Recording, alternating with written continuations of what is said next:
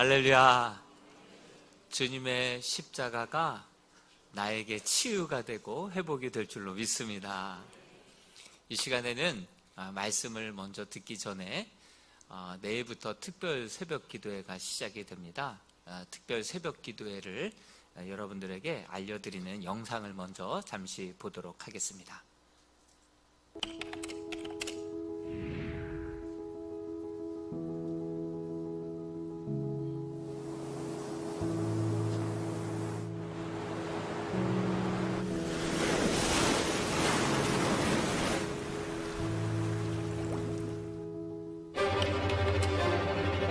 스마트폰 중독 증상을 보이는 어린이들이 늘고 있습니다. 빈곤 청년층의 우울감이 크게 늘어난 것으로 조사됐습니다. 우리나라 청소년의 사망 원인 1위가 10년째 극단적 선택인 것으로 나타났습니다. 고립 은둔 청년이 전국에서 18만 명에 달하는 것으로 파악됐습니다.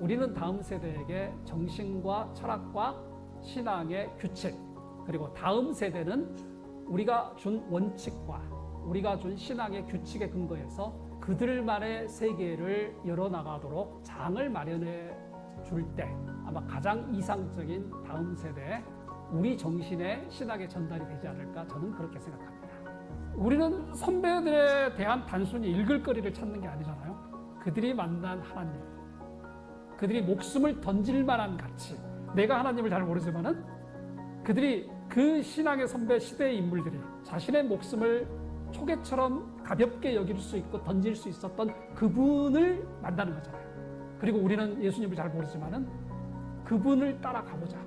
그분들의 삶을 반추하고 한번 느껴보는 것, 잠시라도 눈을 감고. 그리고 3세대가 같이 앉아서 각자가 생각하는 것을 나눠보는 것.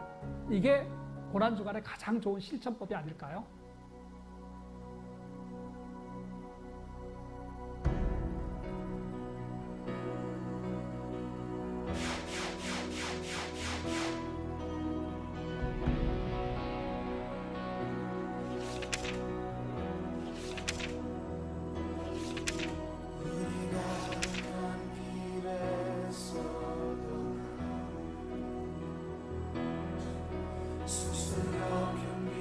나를 위하여 울지 말고 너희와 너희 자녀를 위하여 울라 하신 예수님의 말씀처럼 다음 세대를 위해 기도합시다.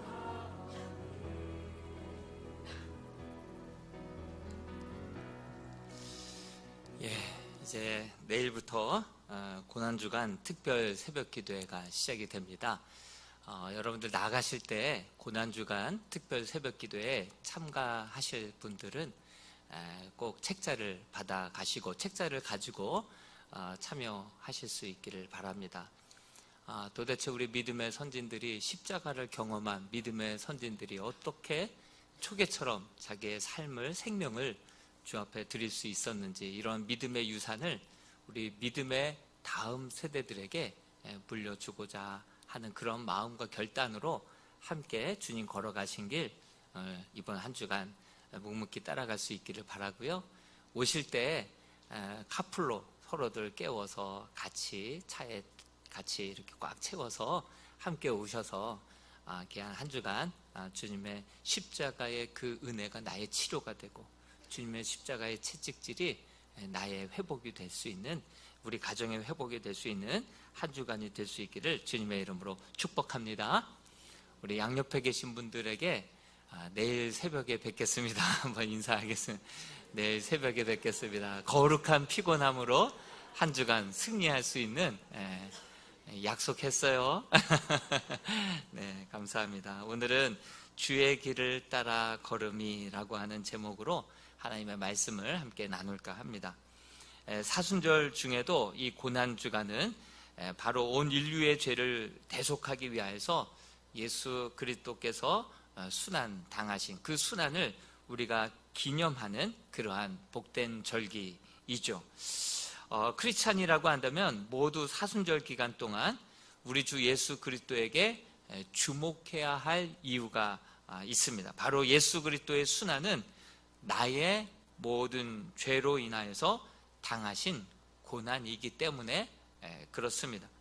주님이 당하신 그 십자가의 형벌이 그토록이나 참혹했던 것은 바로 저와 여러분들의 죄가 그만큼 깊고 넓기 때문인 것을 우리는 기억해야 하겠습니다. 그러한 주님을 이 사순절 기간 동안에 묵상하지 않고 십자가가 오로지 주님의 것인 양, 정말 나랑 무관한 것인 양, 그렇게 십자가를 외면하고 모른 척하며 상관없이 보낸다는 것은 정말 십자가 은혜로 구원받은 자의 자녀라, 그러한 자의 도리라 할 수 없을 것입니다. 그런 의미에서 오늘 본문에 나타난 예수 그리스도는 구속사적인 관점으로 볼 때 그분은 과연 어떤 분이신지, 주님이 걸어가신 그 발자취를 한번 따라 걸어가다 보면 우리 주님이 어떠한 분이신지를 구속사적인 관점으로 몇 가지 함께 살펴보고자 합니다. 첫 번째로 본문 속에 나타난 예수님은 선견자이십니다. 우리 주님은 다 내다보시는 분이에요. 우리 누가복음 19장 30절에서 31절 말씀을 다시 한번 읽어보겠습니다. 시작. 이르시되 맞은편 마을로 가라. 그리로 들어가면 아직도 타보지 않은 나귀 새끼가 매어 있는 것을 보리니 풀어 끌고 오라. 만일 누가 너희에게 어찌하여 푸느냐 묻거든 말하기를 주가 쓰시겠다 하라 하시매. 그렇습니다. 우리 주님께서는 맞은편 마을, 그곳에 가면 나귀 새끼가 매어 있을 것도 아셨고, 그것을 풀고 오라 할 때 그 주인이 누가 왜 이렇게 하느냐 물을 것도 알았고, 주께서 쓰시겠다 하면 즉시 풀어 내어 주실 것도 우리 주님은 다 아셨다라고 하는 사실입니다. 그러자 보냄받은 자들이 가서 그 말씀 그대로 확인하고 돌아오는 말씀이 오늘의 말씀이죠. 우리 주님은 선견자이십니다. 주님은 그 걸음으로 예루살렘으로 들어가면 이제 예루살렘에서 이제 체포가 되고 그곳에서 많은 사람들에게 큰 고통을 당할 것도 다 아셨습니다.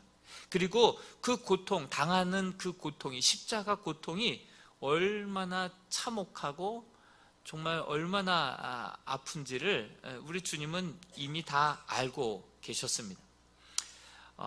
우리는 보통 산모가 첫 아이를 낳을 때에는 여기저기서 들은 말만 가지고 뭣도 모르고 들은 말만 가지고 이제 첫 아이를 낳으러 가죠. 이번 주간에도 4월 5일에도 4월 7일에도 성도 가정 가운데 출산하는 가정이 있어요. 참 아기 울음소리 듣기 어려운 이때에 정말 이번 한 주간에 2명의 또 생명이 낳는다고 알고 기도하고 있습니다.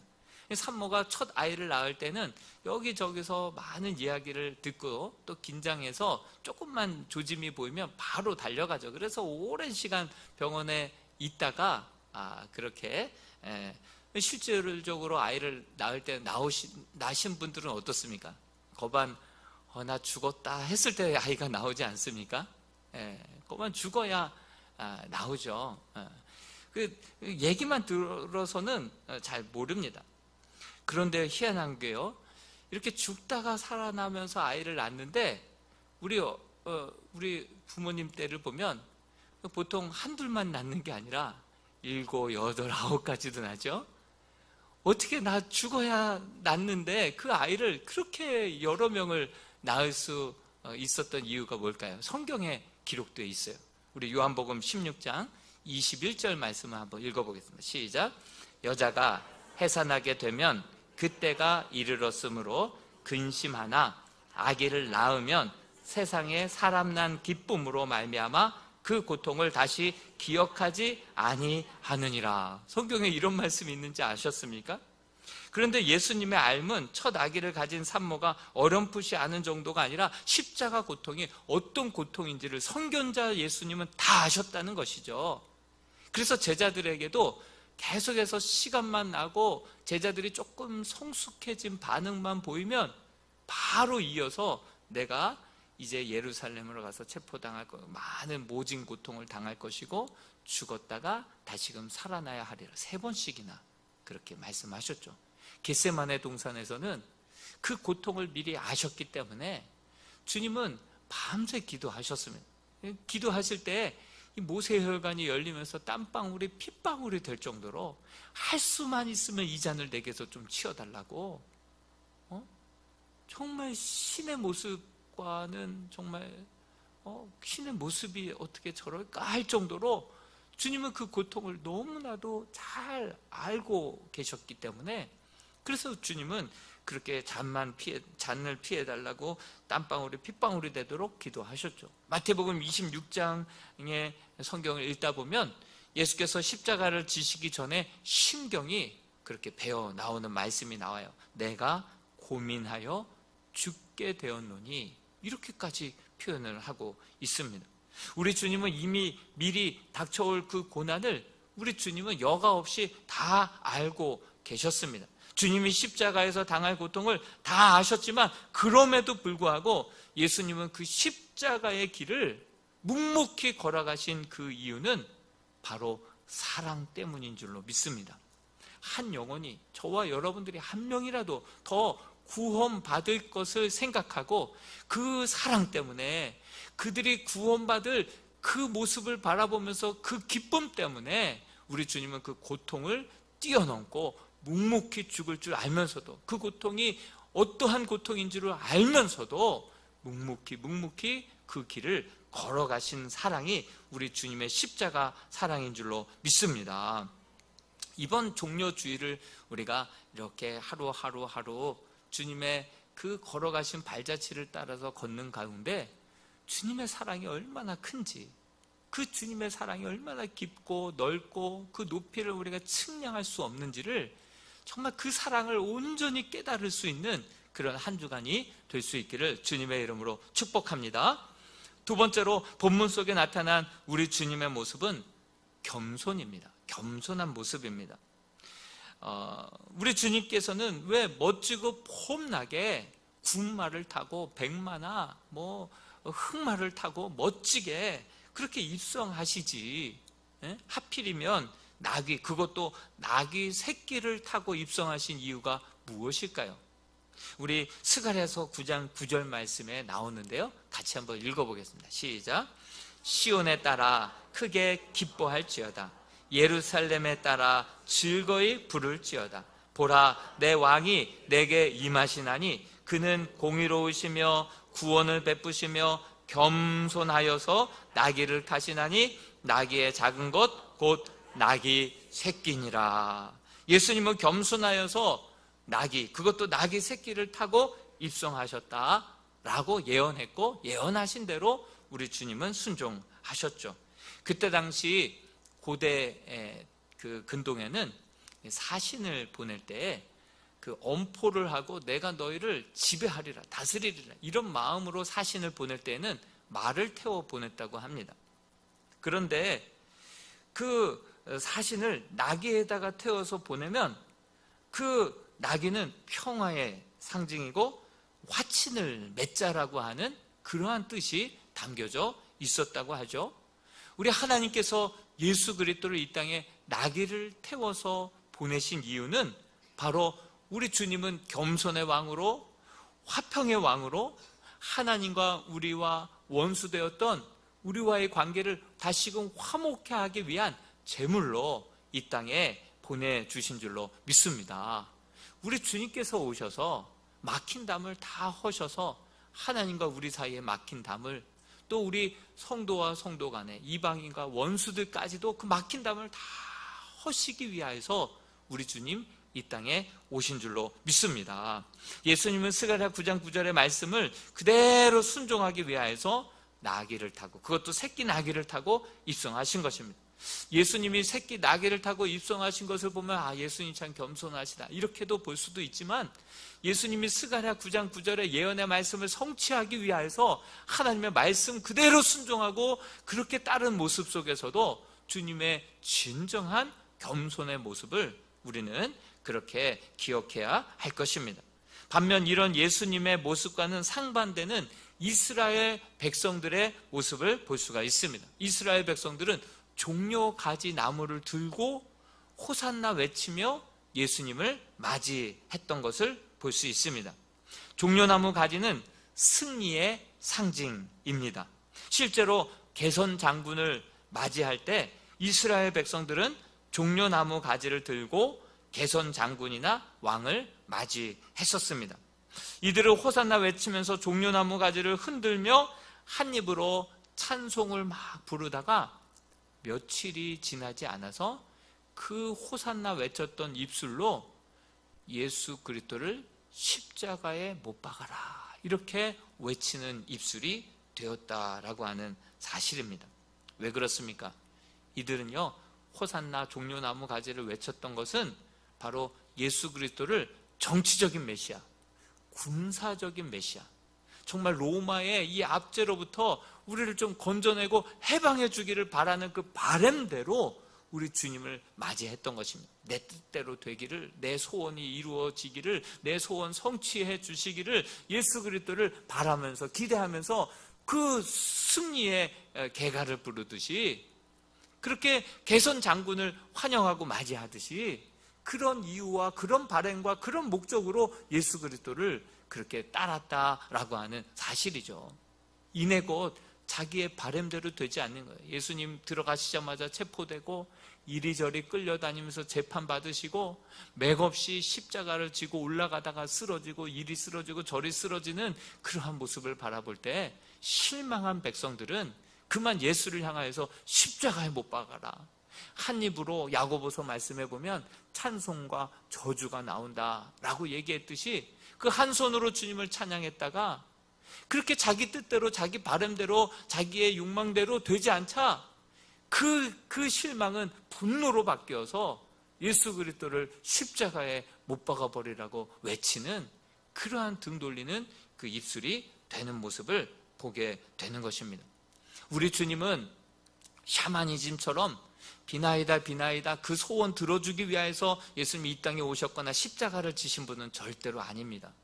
우리 주님은 인류를 구원하기 위해서 말씀 주신 대로 어린 나귀를 타고 이 땅에 오셔서 인류의 죄악을 다 뒤집어 쓰시고 어린 양과 같이 화목 제물 되셔서 정말 죽으셔서 우리를 구원하시고 우리를 낫게 하시고 우리를 회복시키시고자 우리를 구원하시고자 이 땅에 오신 메시아이신 줄로 믿습니다. 오늘 우리는 주님을 찬양하고 기념할 때 또한 이 한 주간 특별 새벽 기도회로 주 앞에 나아갈 때 정말 주님을 찬양하고 주님께 나아가서 기도하고 주님을 예배할 때 우리의 헛된 기대대로 주님을 찾고 부르짖는 것이 아니라 주님이 이 땅에 오신 그 이유와 목적, 나를 통하여서 이루시고자 하시는 그 귀한 사명, 그 주님의 뜻 안에서 간절히 기도하고 귀하게 응답받고 그 주님이 그럼에도 불구하고 정말 내가 예루살렘에 올라가서 죽을 것을 아시고 참혹하게 비참하게 참 그렇게 죽으실 것을 알면서도 우리를 더 사랑한 사랑 때문에 그 모든 십자가를 지시고 그 길을 마다하지 않고 걸어가셨다라고 하는 그 사실을 깊이 묵상하면서 주님의 사랑을 발견하고 나를 향한 주님의 온전하신 구원의 계획을 발견할 수 있는 귀하고 복된 걸음이 될 수 있기를 주님의 이름으로 축복합니다. 마지막으로 이 나귀 주인의 반응을 봤으면 좋겠어요.